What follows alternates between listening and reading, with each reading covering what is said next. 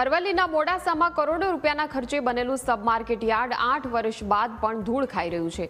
બાજકોટ ગામે bypass road પર બનેલું આ યાર્ડ હાલ ખંડેર જેવી હાલતમાં ફેરવાઈ ગયું છે। વડાપ્રધાન દ્વારા આ સબ યાર્ડનું લોકાર્પણ કરવામાં આવ્યું હતું, તેમ છતાં આજ દિવસ સુધી હરાજીની કોઈ પ્રક્રિયા શરૂ કરવામાં આવી નથી। મુખ્ય બજારમાં આવેલા જૂના યાર્ડમાં ખેડૂતોને ટ્રાફિક સહિતની અનેક સમસ્યાઓનો સામનો કરવો પડે છે। આ સબ યાર્ડમાં 114 દુકાનો અને 170 ગોડાઉન હોવા છતાં ખેડૂતોને તેનો કોઈ લાભ મળી રહ્યો નથી। ત્યારે હવે આ ગંભીર મુદ્દે જિલ્લા કોંગ્રેસે કલેક્ટરને લેખિત રજૂઆત કરી સબ યાર્ડ તાત્કાલિક શરૂ કરવાની માંગ કરી છે। બીજી તરફ માર્કેટ યાર્ડના સત્તાધીશો વેપારીઓની અપૂરતી સંખ્યાનું બહાનું આગળ ધરી રહ્યા છે। કરોડોનો ખર્ચ કર્યા બાદ પણ ખેડૂતોને સુવિધા ન મળતા તંત્રની કામગીરી સામે અનેક સવાલો ઊભા થયા છે। અંદાજે સરકાર દ્વારા 10 વર્ષ પહેલાં ખુલ્લું મૂકવામાં આવેલ, પણ પછી કયા કારણસર ચાલુ કરવામાં નથી આવ્યું એ કંઈ સમજણ પડતી નથી। અને મોડાસા માર્કેટ યાર્ડની અંદર જે ટ્રાફિકની સમસ્યા બહુ થાય છે અને માર્કેટ પણ નાનું પડે છે, તો ખેડૂતોની જણસ લઈને ગામડેથી ખેડૂતોને ત્યાં જવામાં ઘણી હેરાનગતિ ભોગવી પડે છે અને આમ જનતાને અને ખેડૂતોને પણ ટ્રાફિકની સમસ્યા બહુ નડે છે।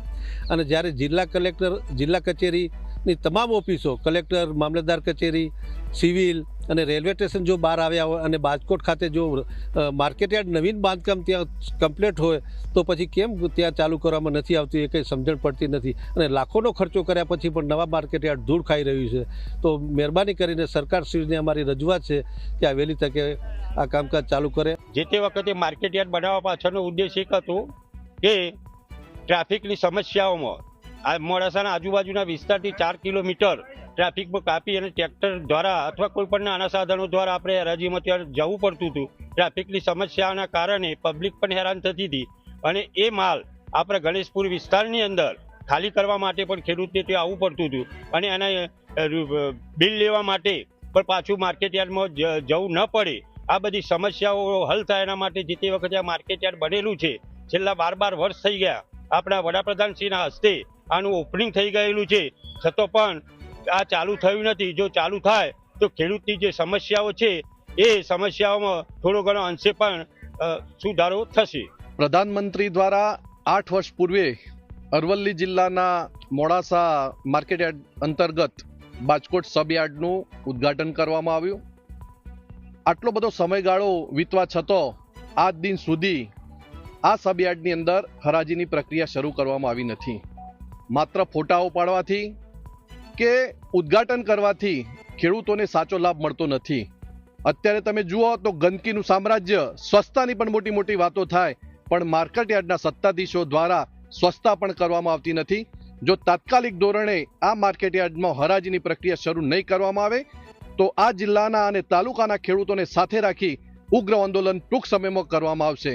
બાજકોટ સબ યાર્ડનું લોકાર્પણ 2017માં થયું, પરંતુ જે તે વખતે સબયાર્ડ જાહેર થયું એ વખતે વેપારી મિત્રોની હડતાલ થયેલી અહીંયા એપીએમસી મોડાસામાં, અને જે તે વખતે એવું ઠરાવવામાં આવેલું કે ત્યાં આગળ નવા વેપારી લઈ અને ઓક્શન પ્રક્રિયા શરૂ કરવાની, અને એ મુજબ હાલ છેલ્લા 8 વર્ષથી સબયાર્ડ બંધ છે, ત્યાં હરાજીની પ્રક્રિયા ચાલુ નથી।